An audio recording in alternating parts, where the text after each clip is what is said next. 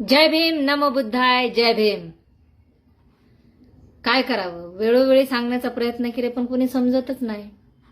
आज विषय असा आहे आणि व्हिडिओ काढायचं कारण असं, तुमच्या मनोवादी विचाराच्या नेत्यांनी एक गर्जना काय दिली, डायरेक्ट तुमच्या मनातला भीमवादच गायब झाला.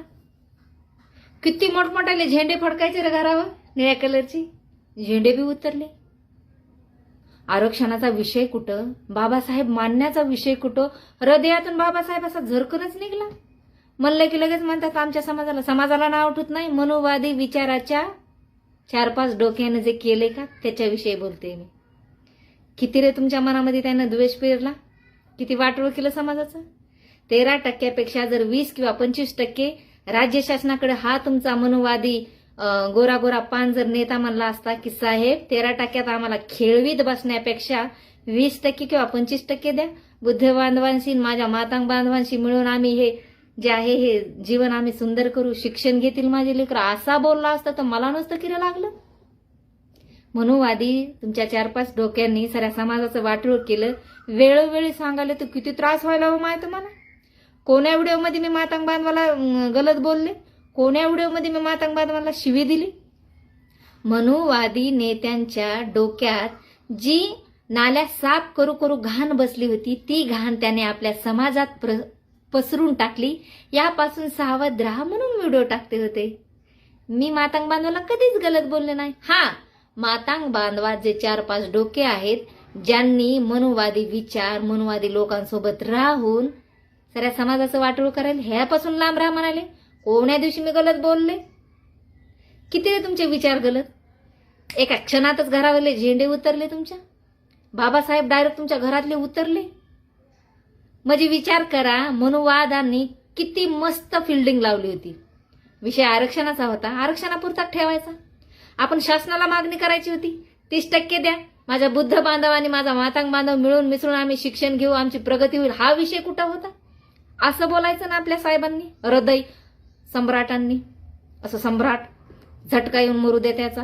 आणि तुमच्या सम्राटाला बोलते तर मला तुम्ही बोलता. अरे तो तुमचा सम्राट नाही, मनोवादी सम्राट आहे. कोटीची प्रॉपर्टी कमवून बसले हे लोक. तुम्ही जाता मोर्चाला बोलता, घरी रिटर्न येता, रिटर्न येण्यासाठी तिकटाला पण पैसे नसते. सावध व्हा, शिक्षण घ्या, हे बोलते मी. गलत काय बोलते?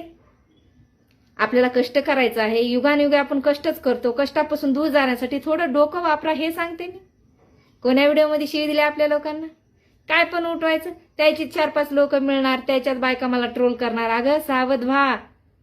त्यांना गाड्या भेटल्यात, घरं भेटलेत. हा, भविष्यात त्यांच्या गाडीला पेट्रोल भेटेल का हे सांगू शकत नाही मी. तुम्हाला काय देते हे बघा.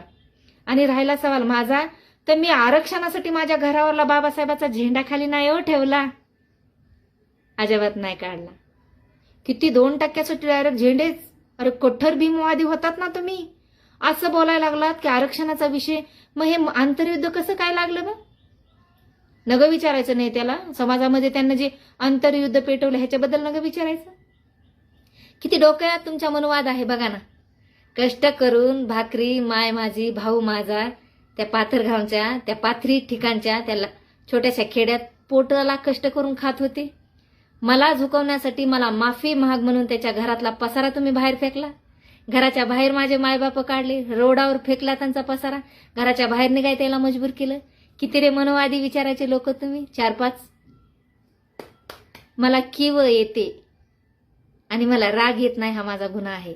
मला रागाची आहे ना तुमचा, कीव येईली तुमची. किती मनोवाद भरलाय तुमच्यात. कुठे गेले रे?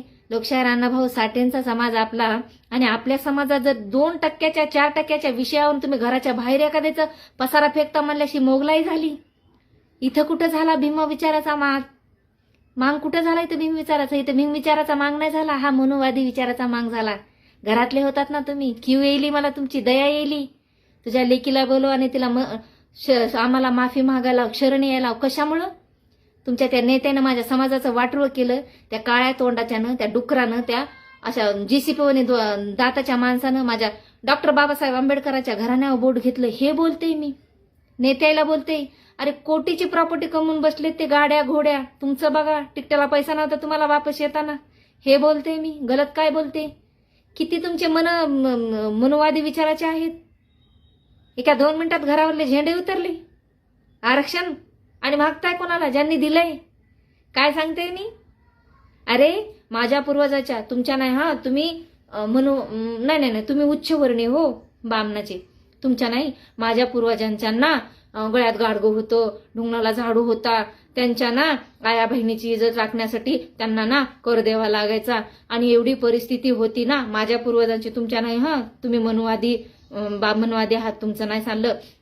गावाच्या कुसाच्या बाहेर राहायचे हा, अन्न नसायचं हा, आणि त्यांना ना अशी भाकरी फेकली की असं झेलून खायचं हा, दिवसभर कष्ट करायचं हा, कुणी तोंड पण बघत नव्हतं माझ्या पूर्वजांचं, तुमच्या नाही हा. तुम्ही मनवादी आहात, तुमचं चांगलं आहे, तुम्ही खूप उच्चवर्णीय आहात. आणि विशेष म्हणजे आपल्याला काय गरज आहे? मला वाटतं आरक्षण बी मागू नये, आपण उच्चवर्णीय आहात. अरे काय तुमचे डोके, काय तुमचे विचार, किती वाटोळ केलं रे समाजाचं. अजून एक विशेष सांगते तुम्हाला, थोडीशी चटणी लावते. सगळा समाज माझा मातांग समाज तुमच्या विचाराचा नाही. काही मातांग समाज हा माझ्या भीम विचाराचा आहे. आणि वेळोवेळी मला सांगतोय, जाफराबाद, लातूर, सोलापूर यासारख्या ठिकाणी हजारोच्या संख्येने मातांग बहिणी व भाऊ माझ्यासाठी आले होते आणि मला सांगत होते की ताई, आम्ही अजूनही भीम विचाराचे आहोत. आम्हाला आरक्षण शब्द कळतच नाही तर महागाव कुणाला. आमच्या नेत्यानं जर 30% मागणी केली असती तर आम्हाला पण बरं वाटलं असतं. मनोवादी कार्यकर्त्यांनी 13% आम्हाला जे बांधून ठेवायचा प्रयत्न करायला का, आमचा जर नेता म्हणला असता की चला 30% मागू तर आम्ही पण गेलो असतो. विशेष म्हणजे महाराष्ट्रात मी एकटी नव्हे तर हजारो माझे भीम विचाराचे बांधव आहेत, हे सांगायचं होतं. आणि तुमचा मनोवाद तुम्हाला लकलाभ. राहिला सवाल समाजाला शिव्या देण्याचा, तर मी देत नाही. एकही व्हिडिओ माझा काढा की त्यात मी समाजाला नाव ठेवलेत. मी 4-5 RSSच्या दलालाला, मनोवादी विचाराच्या कुत्र्यांना, भडव्यांना बोलते. आणि जर भडव्यांची चाकरी करणाऱ्याला राग येत असेल तर माझ्या घरी या, मी तुम्हाला सल्यूट करते. आणि राहिला सवाल की माझ्या कुटुंबाला त्रास देण्याचा, तर एक सांगू बांधवांनो, तिथं तुमची इज्जत जाईल. तुमचा मनोवाद त्या ठिकाणी उघडा पडेल. माझा भीम कधीही जिंकणार आणि मरेल, पण तुमच्या पुढं नतमस्तक होणार नाही. भीम विचाराची वाघीण आहे मी. आणि विशेष म्हणजे भीमवादी विचाराच्या बांधवांनो, एका सेकंदात घरातले झेंडे तुम्ही उतरून टाकले घरावरले. वा, छान. जय भीम.